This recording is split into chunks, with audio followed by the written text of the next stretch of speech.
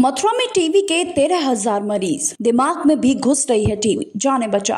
क्या आपको पता है कि टीबी न केवल फेफड़ों पर असर करता है बल्कि शरीर के कई अन्य हिस्सों पर भी इसका प्रभाव पड़ता है। आप जानकर चौंक जाएंगे कि बाल और नाखून को छोड़कर टीबी शरीर के हर हिस्से को प्रभावित करता है। आज हम आपको इस बीमारी का इलाज, लक्षण और बचाव के तरीके बताएंगे। जिला अस्पताल में वरिष्ठ टीबी डॉक्टर संजीव यादव से जब बातचीत की गई तो उन्होंने बताया कि अकेले मथुरा जिले में ही लगभग 13,000 टीबी के मरीज उपचाराधीन हैं। टीबी संक्रमित मरीज के खांसने, थूकने और उसके संपर्क में आने से फैलता है। जिस व्यक्ति के शरीर की रोग प्रतिरोधक क्षमता कम होती है वह इसकी चपेट में जल्दी से आ जाता है। अब जानिए इसके लक्षण क्या है। अगर आपको 2 हफ्ते से ज्यादा समय तक खांसी रहती है, बलगम में खून आता है, कमजोरी आती है, वजन नहीं बढ़ता है, भूख कम लगती है, तो ये संकेत हैं कि आपको टीबी हो सकती है। वहीं बात करें इसके इलाज की तो तकरीबन 24 घंटे तक इसका इलाज चलता है। इस दौरान समय समय पर मरीज की दवाई बदली जाती है। टीबी की बीमारी में सर्वाधिक खतरनाक दिमाग में होने वाली टीबी होती है, जिसका इलाज न्यूरोलॉजिस्ट द्वारा ही किया जा सकता है। जानना चाह रहे हैं कि जो टीबी के मरीज हो रहे हैं तो लगभग कितने मरीज हैं और इनके बढ़ने के क्या कारण होते हैं टीबी जो कनक रही है? देखिए, लगभग 13,000 के करीबन पेशेंट्स हैं हमारे यहाँ जो ऑन ट्रीटमेंट चल रहे हैं मथुरा में। टीबी फैलने के मुख्य लक्षण मतलब कारण जो है, जैसे आप पूछ रहे हैं, तो मुख्यतः इसमें पल्मोनरी टीबी होती है, जो फेफड़े की टीबी होती है। इसका कीटाणु थूकता है, मरीज खांसता है, छींकता है, तो उसके साथ वातावरण में फैल जाते हैं और जो आसपास के व्यक्ति हैं वो उनके अंदर वो कीटाणु चला जाता है। और जिन व्यक्तियों की इम्यूनिटी कम होती है उन मरीज मतलब लोगों में वो बीमारी में कन्वर्ट हो जाता है, बाकी के अंदर इस सुषुप्त अवस्था में पड़ा रहता है। तब जब कभी उनकी इम्यूनिटी कम होती है तब ये फिर दोबारा से एक्टिव होकर के बीमारी पैदा कर सकता है।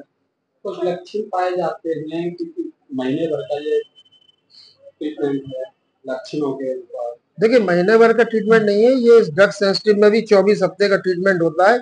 इसके मुख्य लक्षण ये है कि 2 हफ्ते से ज्यादा खांसी हो, बुखार हो, बलगम में खून आता हो, उनकी छाती में दर्द रहता हो, रात में पसीना आता हो, या वजन लगातार कम हो रहा हो, या बच्चे का वजन ना बढ़ रहा हो। इसके अलावा अंग के आधार पर भी लक्षण हो सकते हैं। अगर दिमाग की टीबी है तो दिमाग के लक्षण आएंगे, यदि खाल की टीबी है तो खाल के लक्षण आएंगे, आंख की टीबी है तो आंख के लक्षण आएंगे। जो अंग प्रभावित होगा उसके लक्षण भी आ सकते हैं।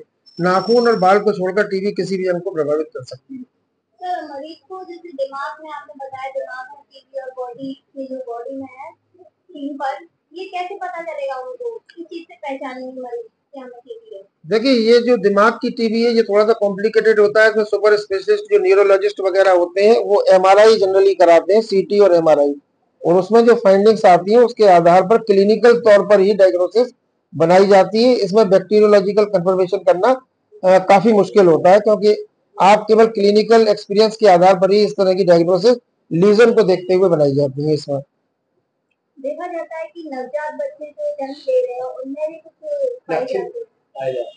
देखिए, बच्चों में, छोटे बच्चों में जनरली क्या होता है कि 1 साल का बच्चा जब तक होता है तब तक उसके अंदर कीटाणु हर हालत में पहुंच जाते हैं लगभग। अब ये इस पे डिपेंड करता है कि उसके आसपास कोई मरीज तो नहीं है या घर में कोई मरीज है। तो अगर घर में कोई मरीज है तो ऐसे छोटे बच्चों को उनसे बचा करके रखना चाहिए। और जब कभी भी बच्चे में इम्यूनिटी कम होगी तो वो जो कीटाणु उसके अंदर है वो तो किसी भी व्यक्ति के अंदर हो सकते हैं। 1 साल का हुआ, कीटाणु आ गए तो वो तुम्हारा जो इन्फेक्शन है वो डिजीज के रूप में कन्वर्ट हो जाता है। सर, नवजात शिशु के लिए क्या अलग से दवाई होती है या वही? नहीं, वही ट्रीटमेंट होता है, वही 4 दवाइयां होती हैं ड्रग सेंसिटिव की, 24 हफ्ते तक चलती हैं। वो भी से केवल डोज का चेंज हो जाता है। सर, कौन-कौन सी दवाई होती है, डोज क्या चेंज होते हैं?